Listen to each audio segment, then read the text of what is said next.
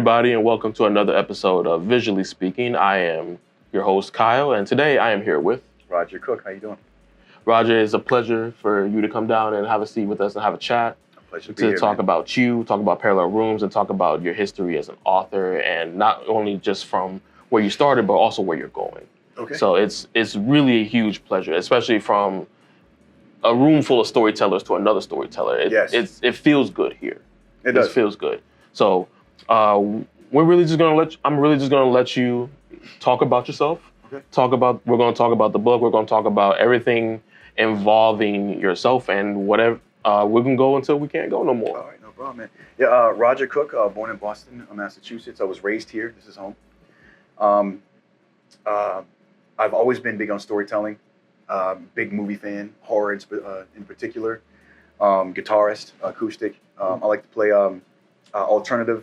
I don't like to really put a label on it. It's just a feeling.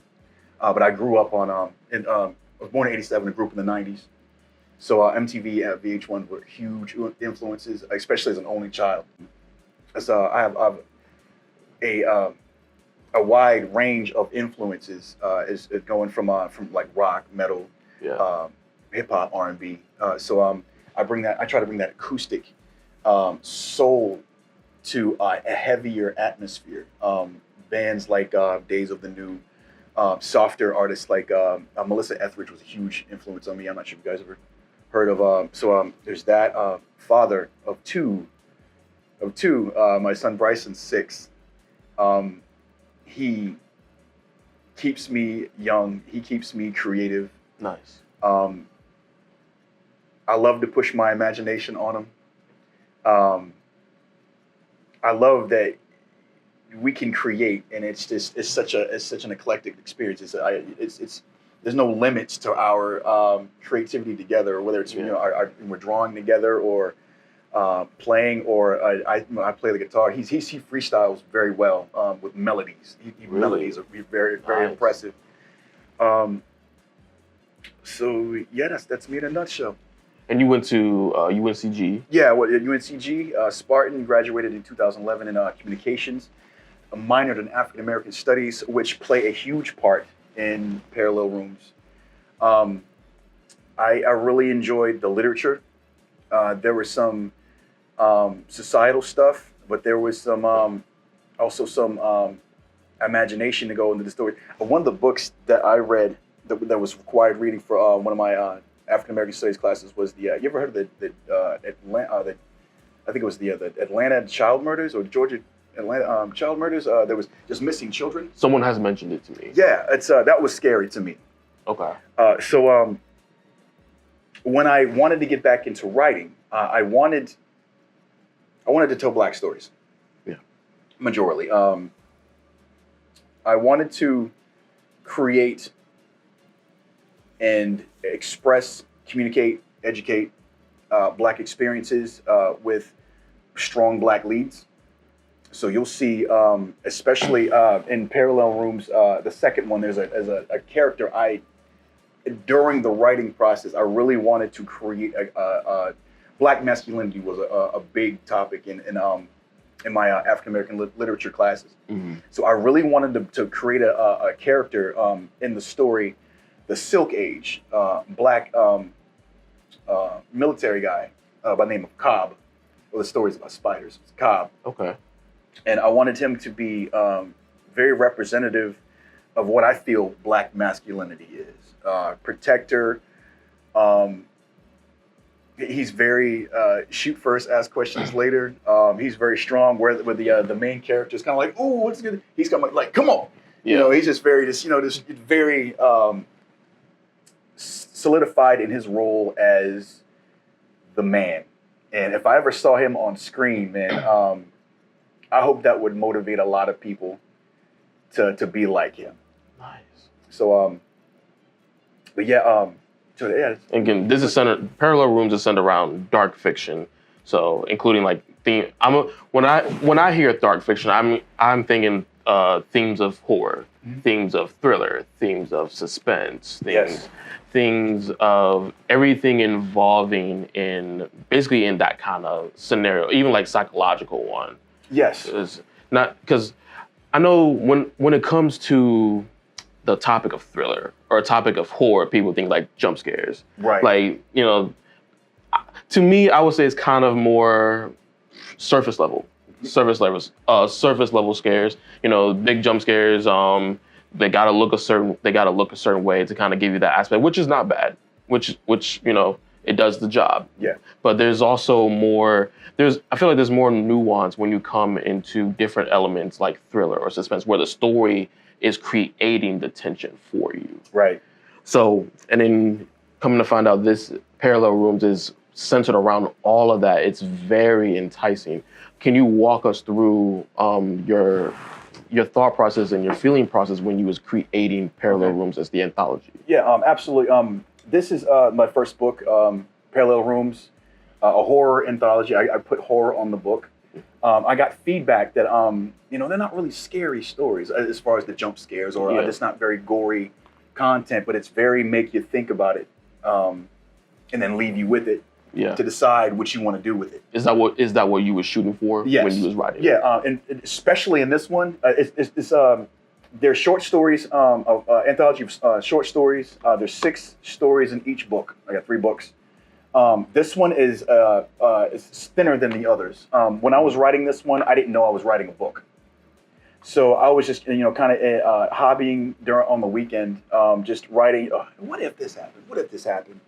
So in the first book, I have Embrace the Gray. I used to work at a corporate America job that was very metrics driven, very corporate America. Yeah. And it was draining as hell.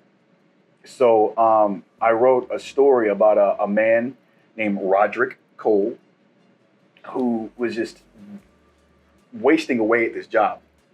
And his father ended up passing away. My father passed away 2 years ago. Condolences. Thank you. Very unexpected event. And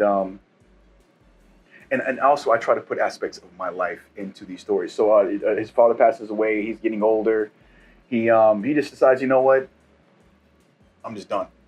So he writes. He pursues a career as an author of a series called Parallel Rooms. And at a book signing, he looks up and he's about to sign a book for himself, not just someone who looks like him, the version of himself that never left the job. Oh. And that version of himself is a lot more, weary looking. Not as nearly as good as shape, and so they're having a dialogue. So the writer version of himself is like, do you write? He's like, no, this is something I've always wanted to do. And so when the book signing was over, he sees them kind of looking from the far side of the room. So he tries to talk to him, and he's like, pretty much like, they're always watching you. They never, where I'm from, they don't let you go. Yeah. So he ends up in the middle of the book story. The version of himself who didn't leave the job to commit suicide right there. So it's dark fiction in that aspect. I have the next story is The Silent Exodus. Was one I've always had the thought in my head of what would happen if one day everybody woke up and black men were gone. Like, who would we blame? Mm-hmm. I'm sure this is debatable as most things are, but black men get a lot of shit. Yeah. Inside and out. So that story was about what the disappearance of black men would do to entertainment, politics, the world. And it's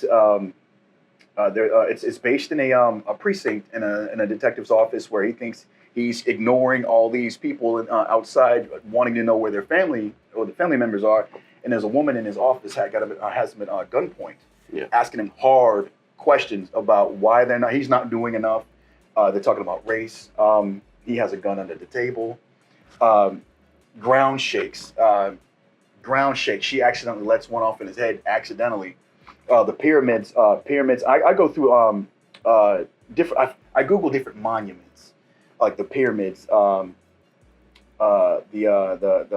Incan temples, like just different monuments that went into the sky during that earthquake. Because all the black men that were missing were inside those structures going into outer space. Yeah. But I leave it there. That was very inspired by. I'm not sure if you ever heard of the Anunnaki. I believe so. I'm a big. I enjoy like UFO lore. Okay. The theory of the Anunnaki is the people who came to Earth and genetically engineered the common ancestor that we have to create a hybrid worker race to make people what they are now. So basically, and I believe they're black people. It's good to believe it. so it's basically it's where we're going back where we came from. Yeah. So let me see. There was also one of my favorites in the first one was Black Moon is my mom's joint. And Black Moon is special. What is that about? That is about a black man in a he's driving. He gets pulled over by the police. Okay. You already know. I see where this is going. Two white officers who are giving him a very hard time over a pine tree little scent hanging from his river mirrors, and they're calling it obstructed view. Mm-hmm. So they rough him up and they throw him and the whole time they're giving them the rundown as he's very just anxious to go home. Yeah. Not because he's afraid of them, but he's the threat. So and that kind of put a spin on sundowning. Yeah. Of that old situation where in certain states in the South, if you were black people caught after the sun went down, you were in trouble. Yeah. So when the sun he's thrown in the back of the squad car, the two officers are laughing in the front. Sun goes down, he turns into a werewolf and tears them apart, and runs through he escapes through the city of Baltimore. The authorities are in pursuit of this animal that's running rampant in a very public city. Yeah. Very, very populated city. He gets cornered there. They got him in the sights, but he's backed up by the rest of the pack. And so we have the police versus this pack of wolves. The police have a white female commander. The alpha of the group is black female. So they have a very serious conversation of stand down. Are you going to make us? Yeah. So they part ways before any more damage is done. And the white female officer, she ends up going home to her black husband. And I said, well, what if her black husband is a werewolf? Yeah. So he reveals himself as an elder. So that was the first Black Moon in the first book. In the second book, there's a sequel to Black Moon. It's called Black Moon: The Legend of Marcus. Her husband was named Marcus, so that was an origin story of how he became, and that was fun to write because it's about it's very Emmett Till. He was inappropriate with a white woman who happened to be a werewolf, and through sexual circumstances, he became a werewolf. It was rare, but I thought that might have been cool. A cool thing that happened. I've never seen that before in a horror movie. Right. So when the rest of her pack, the white wolves, find out what happened, they raid Marcus's home in a very Emmett Till way. Take him, beat him. Yeah. The family subject to it. That's very heavy. That's heavy. Yeah, man. Emmett Till was heavy. Emmett Till was heavy. It still gets to me to this day. It should get to everybody. Everybody. So they take Marcus, and he meets the white alpha, and the white alpha has the white woman that Marcus slept with, hanging by a noose, because that was forbidden. He has the woman by the noose. Right. Yeah, Okay. the white woman werewolf that Marcus. So she's on horseback. You got a noose. Yeah. That was forbidden. Now, it leaves the question, was it forbidden because he was black, or was it forbidden because he was human? So I try to play with that a lot. Gotcha. I see so she dies. The white alpha provokes Marcus to change. He tears him up, leaves him for dead, but then there's a pack of black wolves that live in the woods and have been kind of just secluded and made to live in the wilderness because of oppression. Gotcha. You see what I'm saying? Mm-hmm. So they find Marcus and they train him to be able to control his emotions. I like werewolf and vampire movies that have like their own rules to it. You know what I'm saying? So in that one, there was telepathy involved, and different. The older, the more experienced of a wolf you are, the more ability you have. Gotcha. Some can change at will, some cannot. It all depends on discipline. So when they train him to go fight the white wolf, there's that battle. But at the very end, I bring it back to the first Black Moon. Current day, Marcus is in the chapel. In the second one, his father was a reverend. Okay. So he's standing in the old ruins of that church. A woman comes into the church and she's like, one of ours was attacked. Any casualties? Yeah, there was two officers. Make sure you protect and make sure Evelyn, the white officer, doesn't get hurt. Right. So Marcus always knew about that situation, and the woman that came to tell him was the woman in the second book who came to who found him and trained him. The third Black Moon, I had to go. I had to do it. Still modern day, takes place right after the first Black Moon in the first book. Very political.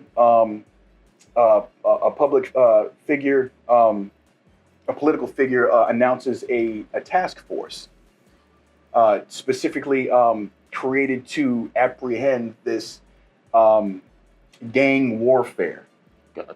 I didn't want to use the werewolf. I wanted to be symbolic gang warfare, and so they make a group, not ICE, but they call themselves Apex. So the story in the third book is called Black Moon Apex Predators, because there was a conflict between this group, this task force, I see the play on and the werewolf of who's Apex and who's Predator. Yeah. So Apex stands for Advanced Predator Extraction Unit, and so it's very ICE, very ICE. You get to see Marcus again. You get to see Evelyn, his wife again, now playing on the werewolf side due to what she's learned in the first book. And they have to fight this political threat, not with teeth and claw, but more strategically. Yeah. So that was fun. One of the last ones is I think probably my favorite in the first book was Boo Boo the Fool. You ever heard of Boo Boo the Fool? I've heard of it. Yeah. Yeah, so somebody tries to play, you'd be like, "Who do you think I am, Boo Boo the Fool?" Right. So I grew up hearing it. It's always, who the hell is Boo Boo the Fool? So I just put my own spin on who was Boo Boo the Fool, and what happened to Boo Boo the Fool to make Boo Boo the Fool a generational reference to just such an iconic character within the community. Yeah. Yeah. I think it should be just as the way I wrote Boo Boo the Fool. I would love to be as iconic as Hail Mary or even the Candyman. Boo Boo the Fool. Have you thought about like how you did with Boo Boo the Fool? Have you ever thought about taking known characters and putting your own spin on them as well to put it into your stories? Because Candyman became after I started learning about like the actual Candyman, that became one of my personal favorite characters. I don't think I have, but that's a really good idea. But I definitely, in Boo Boo the Fool, wanted to create my own curse of a character. Boo Boo the Fool, this goes back to slavery. It's the slavery days. Plantation. Boo Boo the Fool was light-skinned. Okay. So you already know. He got shit from both sides. Yeah. The slaves didn't like him because he got favoritism from the owners. And also he was self-taught harmonica. I never say the word in Boo Boo the Fool, but he was autistic. I describe it. Really? I never say the word because back then it wasn't a known thing. So I wanted, if the reader's paying attention. Yeah. Boo Boo the Fool was strange. Boo Boo the Fool was self-taught in harmonica. Boo Boo the Fool was self-taught in reading music. Because Boo Boo the Fool was allowed in the house, he was allowed to kind of sit, observe, master's, son's piano lessons, and he just put meaning to the notes. So basically, Boo Boo the Fool was a story about acceptance. Boo Boo the Fool was about trying to belong in places you don't need to be in. Gotcha. Boo Boo the Fool was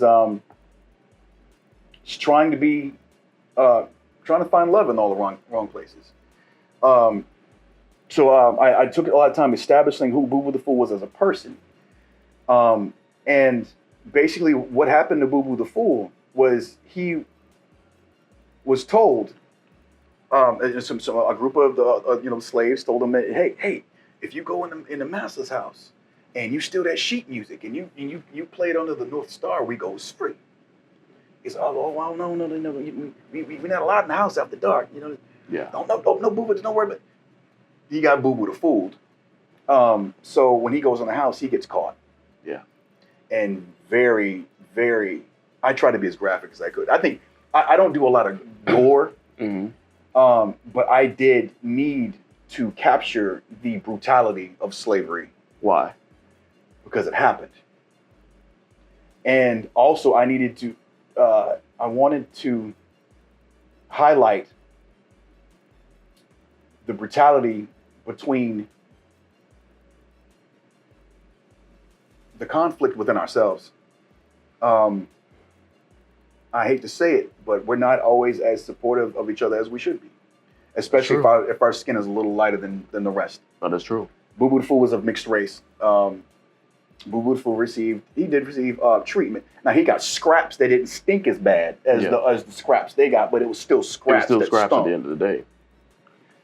So basically he got set up and he got really hurt. And fast forward modern day, I go back to corporate America. There's this group trying to make a presentation, and the presentation isn't as crisp as it should be. Yeah. So there's a group of guys, one of them's black, so they want to put the blame on him. So while they're in this board meeting, there's a little inconvenient, something they got to explain, so they put it on him. Gotcha. And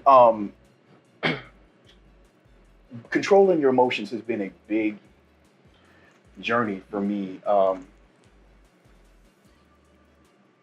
The consciousness of just controlling your emotions, man. I think if you can't control your emotions, you can't control much of anything. It's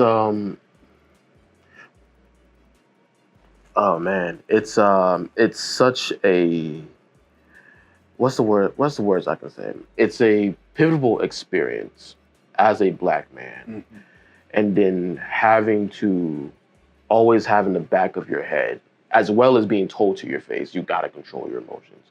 You can't showcase how angry you are. You can't showcase how sad you are. You can't showcase depression. You can't showcase. Don't cry. Oh my God! Don't cry. Don't cry. You can't That's the worst thing you do. You can't even admit to yourself that you're afraid. Very true. So I think the word I'm looking for is triggering. Yeah. I think it's triggering because of the experiences that black men have to go through just to be able to make it to the next day. And sometimes even that is questionable. And the thing about the trigger, to me, it's not even the trigger that I feel is, there's more to the trigger, because what's the problem? The trigger? Or being triggered, or the trigger? It seems like the reaction gets all the attention. Yes. But the trigger gets to just kind of sit and observe. They say it gets a slap on the wrist, but it don't even get a slap. No. It just gets to chill. Right. So fast forward in this board meeting, they try to put blame on him, and it really, depending on his reaction, could determine any, the outcome. Yeah. So he's cool with it. And he just kind of goes, well, we ran into some unexpected whatever, and he's smooth, and he ends up getting more praise from the executives than the rest of the group, because of how he handled it. But at the end of that, he was like, I don't know who you think I was. You think I was Boo Boo the Fool. So after the situation, the guy that tried to put the blame on the black guy goes to the bathroom, and goes in the mirror, and he's washing his hands, and he sees Boo Boo the Fool, and it drives him nuts. So that was the story of Boo Boo the Fool. Wow. Yeah. Look how that tied. I love how that tied into each other. Yeah. It's crazy because like when you're writing, I can't speak for all writers, but when I'm writing, I have an idea. It always starts with just an idea. So I'm writing something every day, which is a great habit I picked up from a friend of mine's father, who's a writer, James Moore. He's an author of a book called Home. Very Stranger Things kind of vibe. If you want to check that out. He has a TikTok page, and I watch, and at the end of every video, he always says write something every day. So I had to kind of get myself into the habit of writing something every day. So it was a struggle at first, and then it became a habit. And when I write, when he said write something every day, it really helped me. In these books, I write. So like I said, there's 6 stories a piece in every book, but I write them in pieces. I read each story. Consider each story a series, right? So let's say. Hold that thought. Yeah. I wanted to stop you for a second because I'm constantly looking back at your books and I'm looking at the covers and I see the transition or I see the growth. Yes. Just off the cover alone. Right. And I also believe that imagery is extremely important, just as important as the words you put inside the book. Right. And so on the covers, I see that it started off with a little child. Yeah, it's a little boy. He's reading a book. He's got, he's in the parallel rooms. They're closed. Mm-hmm. This process was a process of growth for me. So, like again, when I was writing this, I didn't know I was writing. When I was writing these stories, I didn't know I was writing a book. Until I was probably in 4th or 5th story, and I was like, this is pretty cool. I wonder how difficult it would be to create something that I could hold in my hand. So I just Googled, and it was a lot easier than I'd ever imagined. Yeah. I just followed the process. Amazon has a publishing thing built inside of it, Amazon.com. Mm-hmm. I looked up KDP, and it's basically you just put it together, put it in, and then wait for it to print. So I did it. I didn't know what to expect. It came back. The cover's beautiful. It's amazing. Oh, thank you, man. I really appreciate it. Because I wanted the little boy, because it was just, I didn't know it was the beginning of something, but I just thought it was cool. A little boy reading. This is a little thin. The short stories are very short, but they're impactful. I feel like they're very impactful. Did you do that on purpose? Would make the book short? When you was writing each mini story inside the book, or each chapter inside the book, and because that one is obviously shorter than the rest. Yeah. Was that on purpose? Did you do that by design, or it just happened? Because I didn't know it was gonna be a book until I was done, and I let my mom read them, and she liked them a lot, and I was like, okay, well I got some content here. We always talked about Black Moon. Emberview Apartments was fun. I was in a car and somebody wasn't wearing their seatbelt, and the chime was like, what if a guy moved into an apartment building and then it kept chiming and he was warning him of something?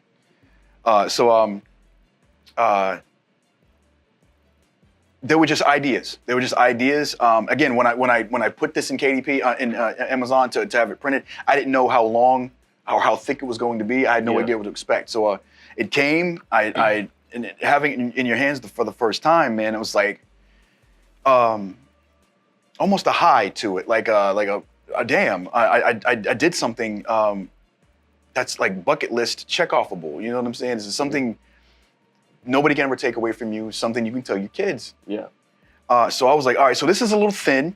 The stories are cool, but now that I can do this, let's go ahead and do this. So immediately after I got done with the first parallel rooms, I went ahead and I went a lot deeper. I did parallel rooms, Ashes to Ascension. Yeah. It went from blue to red. I wanted to get out of the shadows. I wanted the light of fire. And he's older. He's older now. He's more mature. This book is a lot more mature. The door's a little more open. Mm-hmm.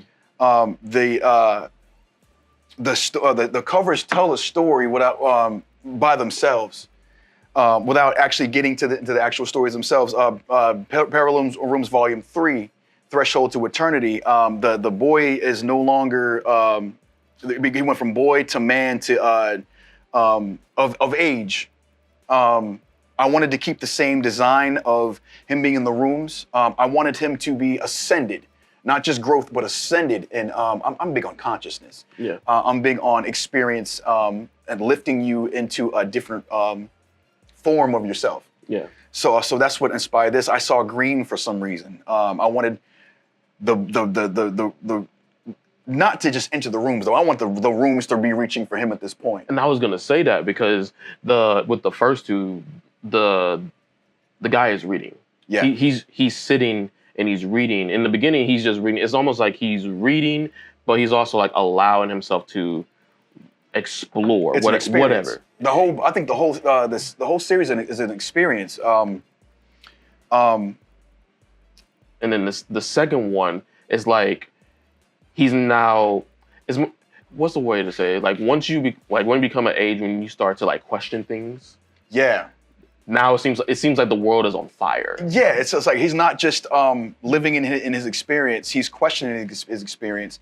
Now he's making the choice of who he wants to be. And then the fact that everybody is reaching for him, it kind of tells me like he's probably learned something that they don't want you to know. Yeah, it's like he's aware. He knows. He's too aware. And I wrote a story about that in the third one. It's called NPC. You ever heard of what an NPC is? Mm-hmm. A non-playable character? Yes. It's called NPC, and it's a lot of me in that. It's about a guy who's just kind of just going through the motions, and he just realized how mundane conversations can be and how just kind of scripted responses are. And he's like, and trying to talk to this girl about it. Oh, she brushes him off and whatever. And he's talking to this chick on the side that he's met on the web on the internet through his consciousness group about things he cannot talk. He feels like he cannot talk to or connect with anybody else, and he almost feels a little infidelity because he's talking to this woman on not in a romantic level, but on a deep there's an intimate level to it behind his woman's back. Yeah. So, and he agrees to meet up with her. Not he doesn't know that he's meeting up with a small group of people who share their perspective. Yeah. So when he starts listening to them and is it their theory on this NPC, non-playable character theory, he starts to see even more. And he's at this grocery store. A big thing. What kind of music you listen to? Pretty much a mix of everything except for country. Can I stop you? Go for it. I'm glad you said that last part. But in the book, he tests it and he says, "Hey, what kind of music you listen to?" A little bit of everything. Everybody always says that. Everybody always says it. So it's just kind of, I don't mean to. I mean, it's true. It's true. Everybody always says it. It's such a copy and paste. What the hell is going on? Because when you're talking to people and everybody likes the same flavor ice cream. You're like, it's like, what the hell is going on? Right. So he goes to a grocery store and he tries it. Dudes on the guys looking at avocados and they just you never can really pick the right one. No, I gotta go with it. What does that mean? It means what it means. So anyway, the conversation's awkward. My main character looks in the reflection of the glass when he's in the freezer. By the freezer, he looks in the glass and the whole store is looking at him. So when he goes back to his little group of people to say, "Hey, I've saw it in real time," but one of the guys who in the group who was most adamant about the NPC theory is now like, that's weird. Weird. That's strange. He's out of character. And even one of the guys in the group is not there anymore. And the guy who's acting weird is like, he texts me and say, he's not really feeling well. He was compromised. Oh. Compromised. Okay. So there's a pursuit, and the main character ends up getting subdued by his girlfriend, who was an NPC the entire time. Wow. So it's like a Total Recall kind of just Matrix kind of situation going on. But definitely as far as awareness and being aware, there's a awareness story called NPC in this one. So this is an anthology series. Yeah. Is it all three of them anthology, or is it just the first one that was anthology? They're just a collection of short stories between all of them. In each book, there's a Black Moon. So if you start with the second book and you read Black Moon, you're not going to know what's going on in that specific story. But the stories in the second and the third outside of Black Moon stand on their own. So my question to you was, why an anthology? I think it's an attention span thing, man. Honestly, it's something about myself. When I'm talking to somebody, I went to UNCG, and the note taking was intense. Yeah. So give me what's on the test. I don't need a lot of fluff. I don't need a lot of detail that I don't really, I'm sorry, I don't like reading books that have like a lot of stuff that when I'm done with it, I was like, I didn't need to know 75% of that. Yeah. So I like to be very to the point. I like just, what if this happened, and drop you in it and then leave you on a cliffhanger to make you think about it for yourself, to make you think about what happened, what didn't happen, to create conversation. Yeah. I like short stories for myself. Everybody's doing ebooks now. They're doing audiobooks now. Audiobooks. So I think the just the attention span period across the board. Not everybody, but we're in a very fast-paced world, man. Everything's streamed. Everything's now. Everything's. So when I write these short stories. For example, the first story in the second book's Black Moon: Legend of Marcus, which is from page 4 to 49. So that gives you an idea. But in that one story, I break the story up into, let's say this. You look at one story as season 1. Okay. And I write each part as an episode. So if you want to sit down tonight and open Black Moon: Legend of Marcus, and I don't really have time to read, but I want to read, it's good for me, whatever like that. I try to make it easy for the reader. And it also helps me as a writer to just write something every day. So if I write a chapter, so we have, so in this, the first part is Black Moon: Legend of Marcus is the first part is, I even title it, kind of like Stranger Things, or like the inside of a DVD. It's the Celebration and the Stranger. You go 1, 2, 3 pages. You can stop right there for the night. Go back to, if you can write something every day, you can read something every day. So tomorrow when you go to read the book, you can you pick up right where you started. The number 2 is the morning after. 1 page, 2 page, 3 page.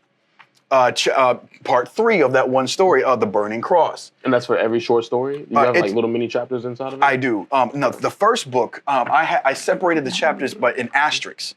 But when I was looking at it, I was like, you know what? I think I can do a little more with it. So I'm not sure if the camera can see, but I have, the asterisk separating. And I was like, what if I just did it by,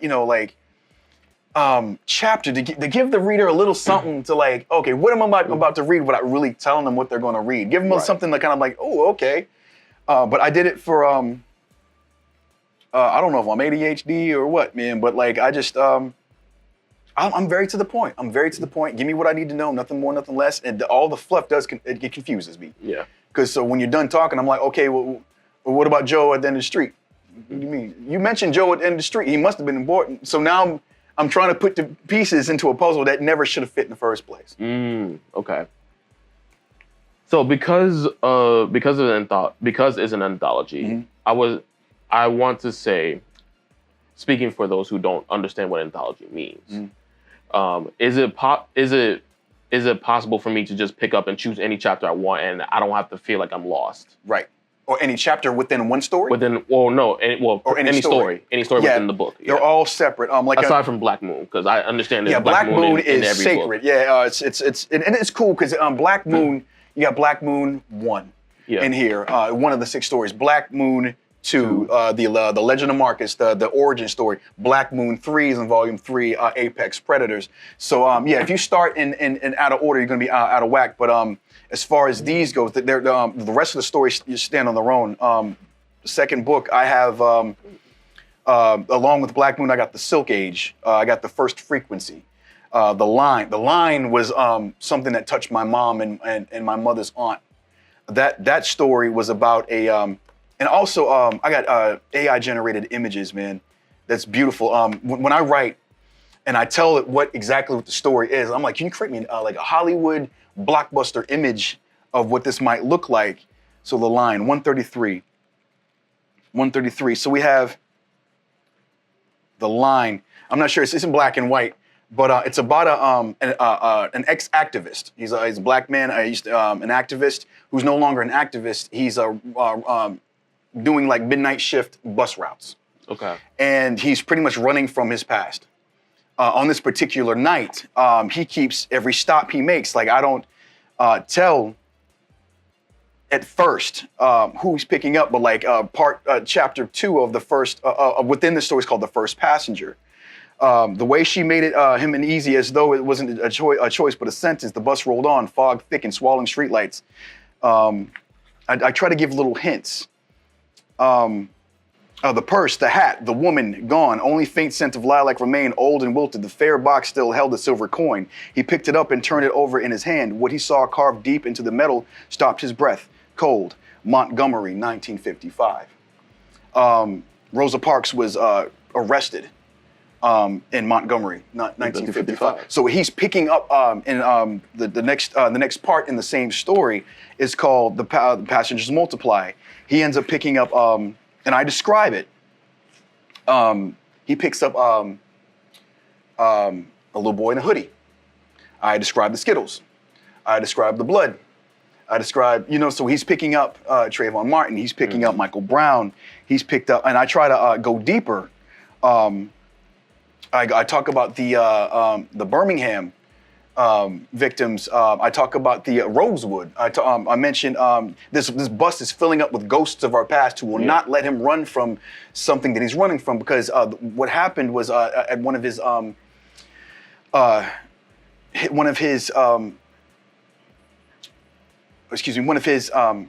protests, his wife and one of his mentors were killed.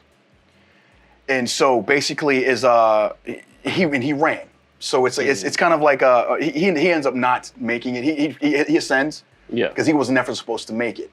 Gotcha. But it's an educational story about our history and people who are not as sensitive or knowledgeable about what we went through, any color, can go back and get some knowledge. I would really love for that one to be read in schools. I reached out to a professor and I tried to tell him about it. I haven't got a response back, but it might be great. It could. There's always that possibility. Yeah. So hearing you talk about this, I already know for myself why this matters. Especially when I'm about to ask you, it's crucial to see that it's crucial to you to highlight Black stories. Yes, with strong Black leads. With strong Black leads. In addition, you're also adding the psychological, the horror, the thriller, the dark, the really dark elements to it. My question to you is, what makes you pick dark fantasy period first? And then why did you try to mix that? Like what does that mean for you to put these together to write these stories? It's a lot of my identity. It's a mix of my identity. As a Black man, horror to me is the most vulnerable genre. It's anything can happen. It all depends on your reaction.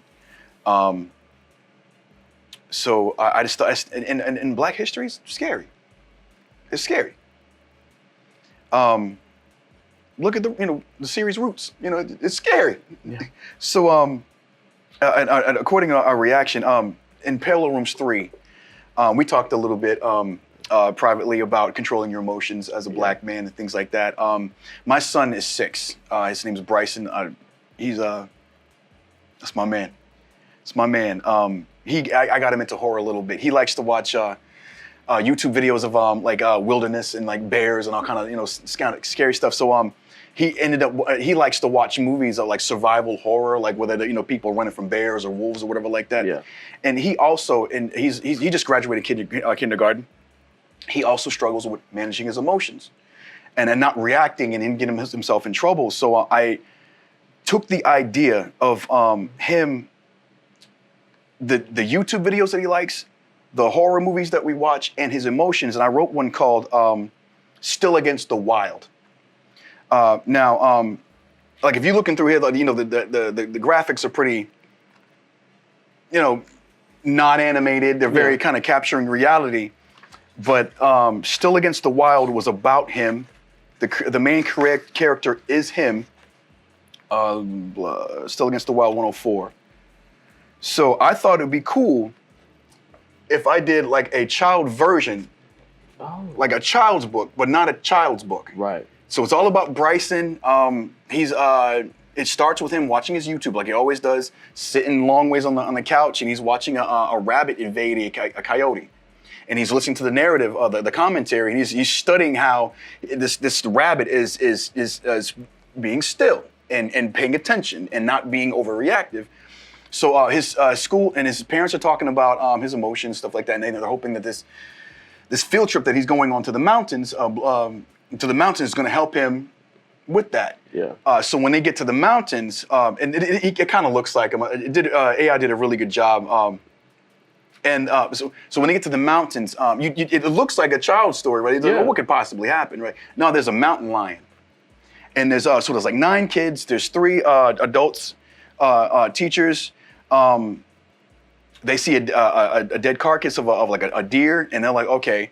And then here comes the mountain lion. It's also broken into parts. But the mountain lion, it's the mountain lion. People get killed. The adults get killed. There's one adult who's he's hurt, but Bryson takes a twig and gives it to him to kind of lean on so he can walk. So I read a part to Bryson in the bed in the bathroom every night till it was over. But it's just to see him in a role where he's controlling his emotions, and not just that, but like noticing that the mountain lion only attacks who is not in control of their emotions.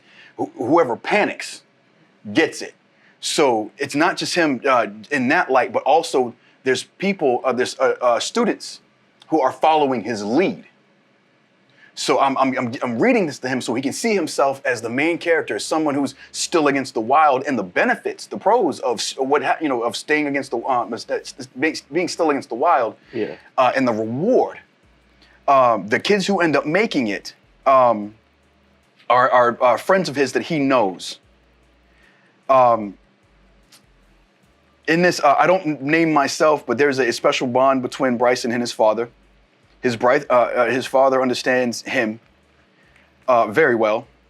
And at the end, I really needed Bryson to hear something. The doctor's voice continued behind them, explaining rescue timelines, the search helicopter, the way the children had been located just after sunrise. Bryson's mother listened through tears. She was trying hard to keep control, but the father had stopped hearing any of it because Bryson was looking at him now. Bryson's face was pale beneath the hospital light. His lips were dry. His body looked tired in a way sleep couldn't fix, but his eyes were steady. There was no panic in them, no unraveling, just something quieter. Bryson didn't smile, he didn't speak. He simply held his father's gaze through the glass. And in that silence, something passed between them that didn't need language. I did it. When they were rescued and everything, the mountain lion even tested them specifically, scratched them to see if he was going to move. And then when they were rescued, this is the part where Bryson's in the hospital, and he's having that nonverbal communication with his father. I did it. The father felt it immediately. I got goosebumps because I'm seeing Bryson right now, and I see him every time he gets in the car, and he's like, "Hey, I had a good day. Were there any challenges? Yeah, but I was still against. We use that. Yeah. We were still against the wild." The fear of the father felt it immediately. No words, unspoken meaning behind his eyes. I did it. The father's chest tightened in a way he couldn't quite control. Slowly, he nodded once. Not big, not dramatic, just enough to communicate. You did it. So I wrote this about him to incorporate, stuff that he likes, but also to show him as a young black man what took me almost 40 years to understand, that being still against the wild and not being reactive, and the fruit that comes with that. So yeah. Okay, so this is going to be like a multi-part question. Okay. The first question I originally had in my brain was, out of all these stories that you've written across all 3 books, well, really across all of the books that you've written so far, but since we're talking about parallel rooms, well, I'll try to keep it between parallel rooms. Absolutely. Which of these stories did you find it the most rewarding, and which ones did you find the most struggling to write? And in addition to that, it's the same question, but for which book itself? I think the most rewarding I would have to say the Black Moon series within the series. It damn near wrote itself. When I was done with the first one, it was based on real concepts, with a spin on what if paranormal, and I was like, okay, I got this. Now we need more depth on the character. Let's go ahead and write an origin story about Marcus. That turned into Parallel Rooms 3. So if I talk to Jordan Peele today, I think he would, or anybody. There's most content in there. The most evolution in that one. The most layers in that one, and it's my mom's personal favorite. So it's special between us. Yeah. The most challenging, I would have to say, is in the second book. It's called The First Frequency. It's page 101. That tickled my UFO itch. The First Frequency.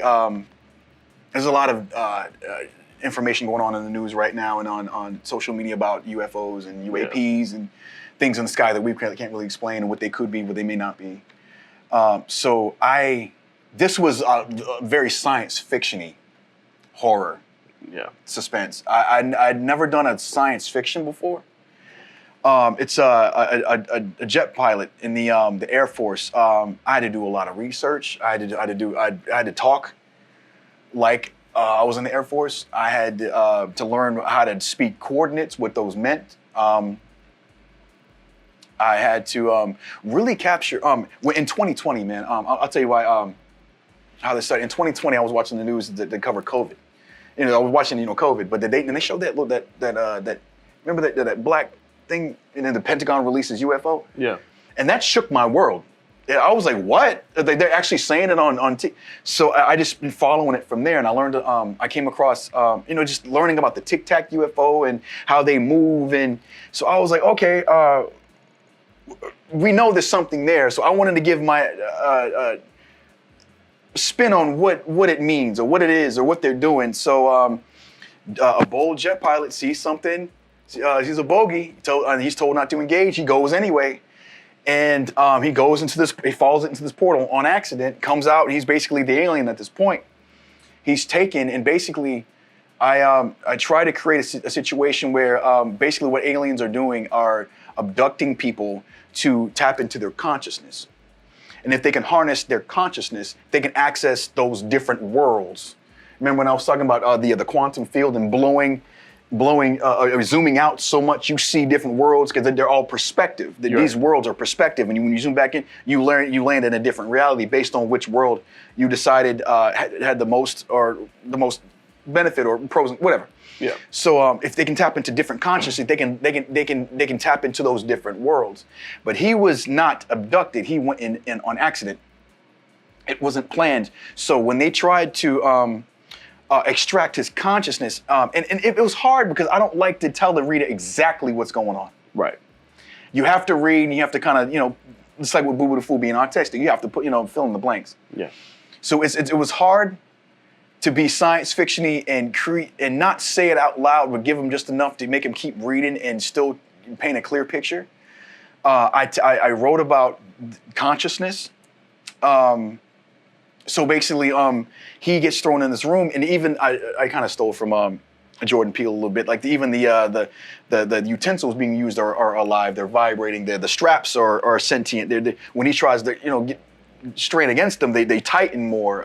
He gets thrown in this room where the cell next to him is occupied by another jet pilot, but he was from the 50s, who feels that he's only been there for a couple months. When actually, time, space, it's a warp. Yeah. Time is different. There's a voice going on in the main character's head going that I never identify it. But when I say the voice, I capitalize the V in voice because, and this is touchy, because the first frequency was God. Aliens are all about harnessing consciousness. Yeah. So if the first consciousness was God, they've tapped into God even. So this voice is telling basically how to escape, or what's giving him hints of what's going on, so that he can escape, so he can free the frequency of the consciousness of God. And you see something at the end, whether it's a light from the sky. Mm-hmm. So I wanted to play with it, and was it God? Was it another UFO? Is God a UFO? What is God? Is he consciousness? Is he a physical being? So it's just kind of like not answering the questions, but put it in your face to kind of like challenge your own beliefs, or just pick up a new perspective. So that, I think that was the most challenging, because I'd never done a science fiction one like that. I think it was definitely the longest to write. Okay. What was the third one? The third question. Rewarding, challenging. What was the most rewarding, and what was the most challenging? And then it extended to which book followed this, which book out of the same questions. So like which book as a whole is my favorite. Was like the most rewarding, or you can say which one was your favorite? I have to go with Parallel Rooms, Ashes to Ascension, Volume 2 was probably the most rewarding. There's a story in here that there's a couple stories in here. The Silk Age is about spiders. I was like, what if, imagine The Walking Dead, but with spiders. And I'm not sure if you ever played the video game Left 4 Dead, but there was different kind of zombies. I did. I played it. So you got your scout, dog-sized spiders.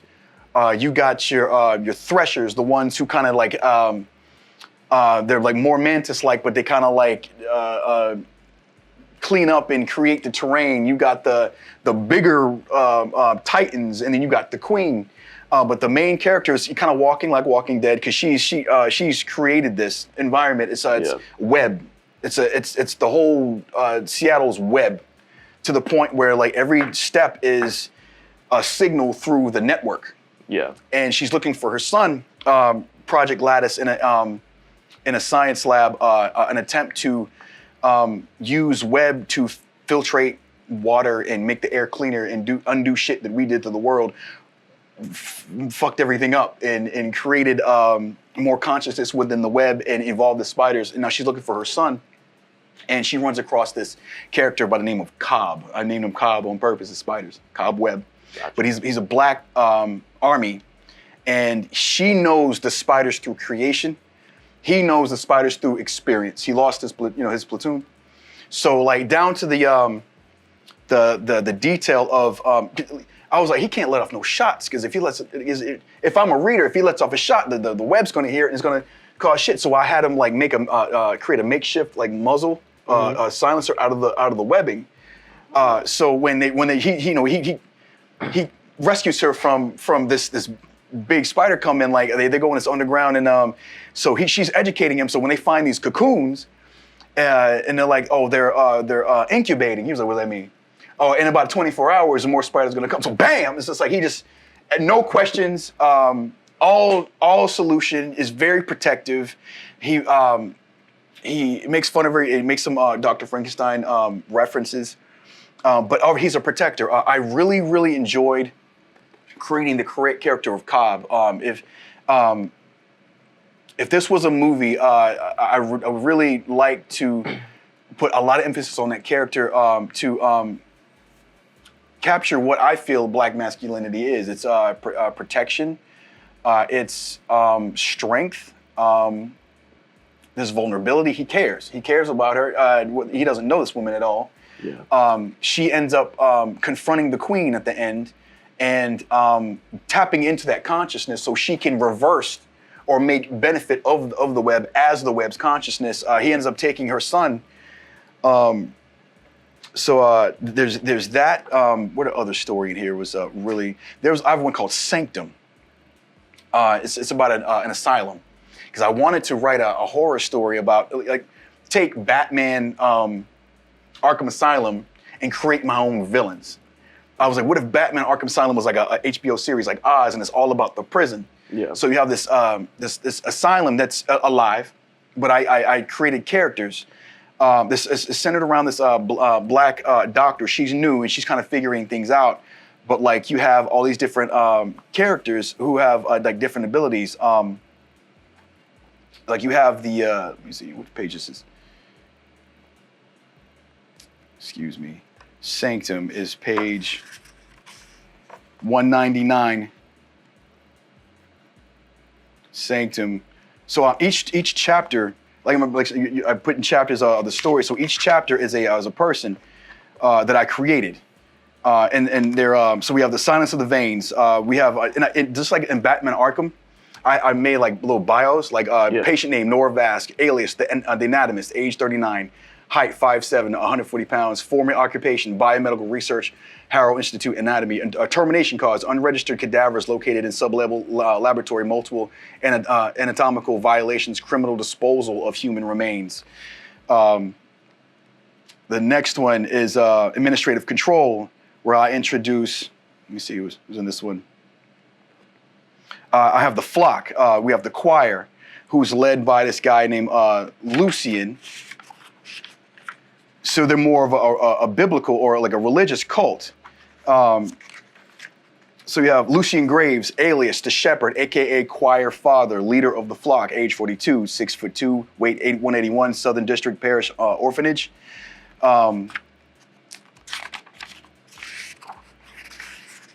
Criminal charges, 34 counts of ritual homicide, 7 counts of desecration, 5 counts of cannibalism, multiple charges of public inducement to violence. So I didn't know where I was going with this one. Yep. But I just wanted to create characters and then make them all kind of come together at the end. I did take elements of WWE. The warden's Vince, his name's Vincent, and basically how he's abusing kind of like he's like the puppet master of these characters. And so when they kind of revolt against the system, kind of in the way that Vince McMahon kind of went down for the scandal. They kind of bring down and take control, creative control. Oh. So that was another one I really enjoyed. This one, I think I was most creative in this one. I think I was the most honest in Parallel Rooms 3. Parallel Rooms 3 has one called The Upper Room. It's a little boy, it's a black family. The little boy loses his grandmother, and he's grieving, but he's also struggling, overhearing his aunts, uncles, and his mother talk about what they're going to get. Okay. And there was always an upper room that nobody was ever allowed in. It's locked. So whenever he gets overwhelmed by the noise of people trying to find insurance papers, he goes to his upper room to be closer to her. But when the door unlocks, he goes inside. It unlocks on its own, like he's invited. Mm-hmm. And he finds this journal, and he sees it's like a question and answer based journal. And I got this from the book of Ra, the Law of One. It's about consciousness, about people use somebody to as a medium to channel a being called Ra, and they ask it all kind of crazy shit. It's question and answer, dope book. But basically, he asks it questions, and his mother's answering through this book. So when she gives like kind of like some hints of what really happened to her, it's are they afraid? Yes. Of what? Of losing what was never theirs. Question, Nana Jean, why did you leave me? Baby, I did not leave you. I would never leave you. Nana Jean, is that you? Are you here? Yes, I'm here. You can't see me, but I'm all around you. Are you okay? I'm hurting no more. I'm at peace. And it's very vague. She answers exactly what he asks. Asking. Yeah. Nana Jean, what happened to you? Some things that were supposed to be done weren't done. By who? By the ones I trusted to help me. What wasn't done, Nana Jean? The medicine sat there where they placed it. They looked at it, they looked at me, the room stayed quiet. Did you ask for it? I didn't have the strength to speak, but I had the strength to see. Mm-hmm. Did it happen more than once? Yes. How many times? Enough for me to understand. What is it? Was it just the medicine? No. What else? Some days I was not hungry anymore. They did not ask why. Did they feed you? They brought trays eventually. And when they did not wait to see if I ate. I did not have the strength to feed myself. The food would grow cold beside me. Were you alone, Nana Jean? More than I should have been.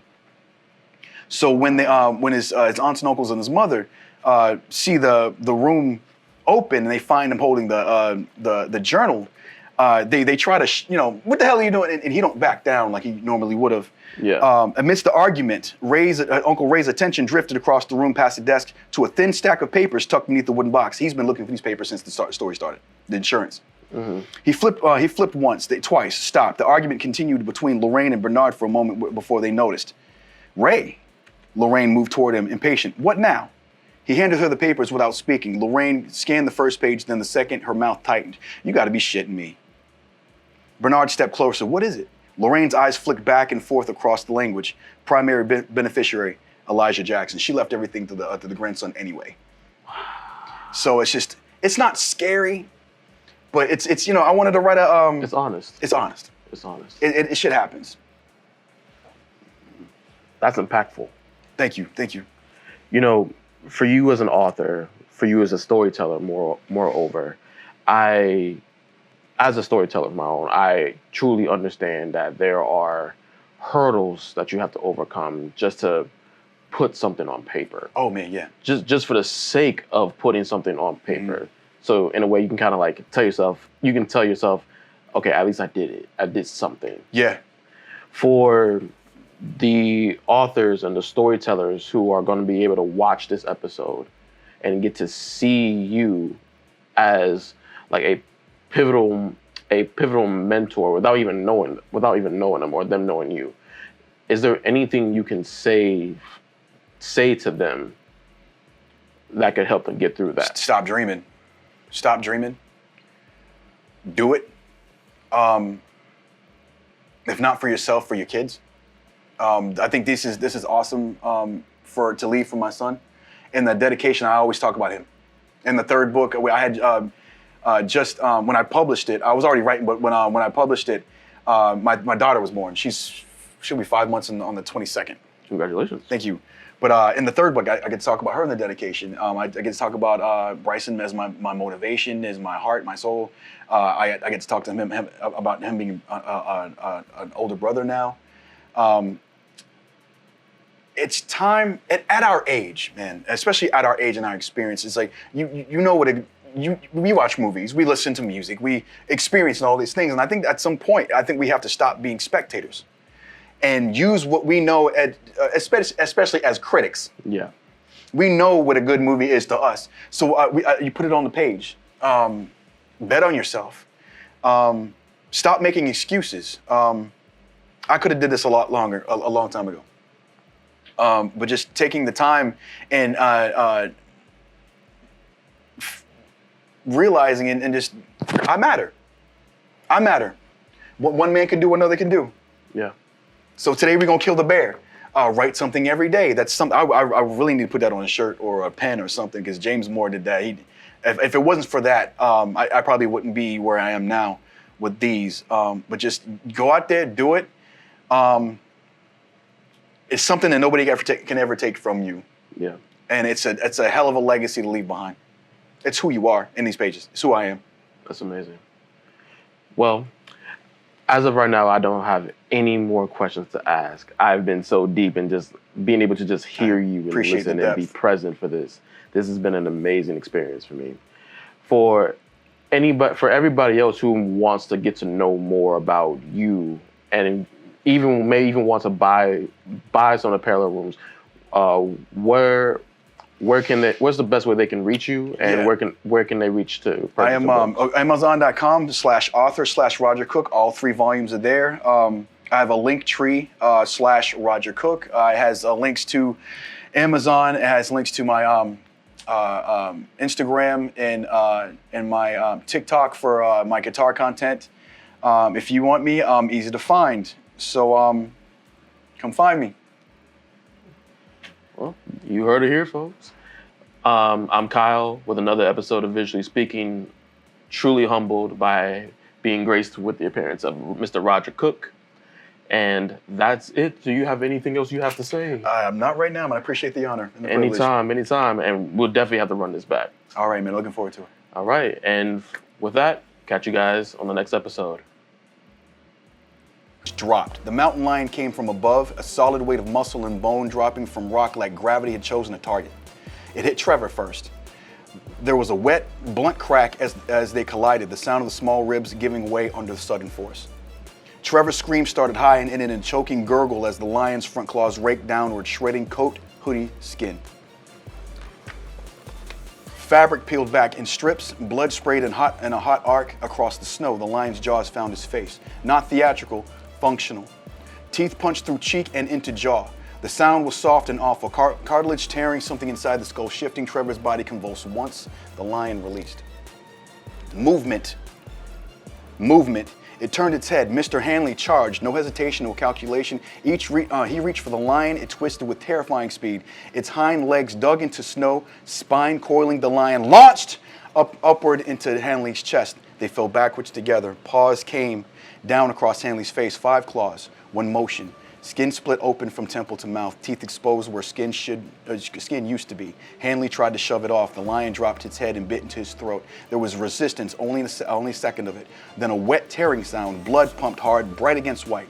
Miss Carter rushed in screaming. She swung her hiking pole with both hands. It struck bone. The lion snarled, a low ripping sound, and pivoted. It hit her mid-scream. Her back snapped against the rock. The sound was dull and final. Before she could draw another breath, the lion's jaws clamped around her collarbone and shoulder. It shook once. Her arm tore free at the joint. Bryson's world folded inward. Sound thickened like it was underwater. The snow was too white. The blood was too red. His ears rang violently. His vision tunneled. Every sound arrived late and too loud. The wet rip of flesh, boots slipping, children screaming. His body begged him to run. His lungs burned as if he had already sprinted miles. The mountain lion wasn't the only thing hunting. Panic was tearing through the group just as fast.